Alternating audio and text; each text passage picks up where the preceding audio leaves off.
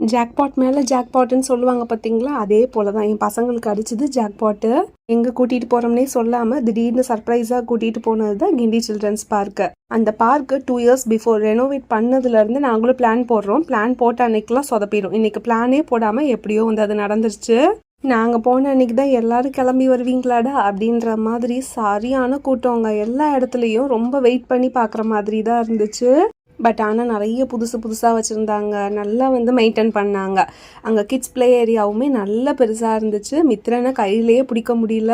அவ்வளோ தூரம் நடந்து வந்ததில் உள்ள செம்ம பசி. அதனால அங்கே கொஞ்சம் ஸ்நாக்ஸ்லாம் வாங்கி அங்கே மரத்தடியில் உட்காந்து நல்லா சாப்பிட்டு என்ஜாய் பண்ணிவிட்டு ஒரு ஹாஃப் டே நல்லா டைம் ஸ்பெண்ட் பண்ணுறதுக்கு சூப்பரான இடம்னு கூட சொல்லலாம். மித்துக்குட்டி ஃபர்ஸ்ட் டைம் இந்த கோக் குடிக்கிறான்.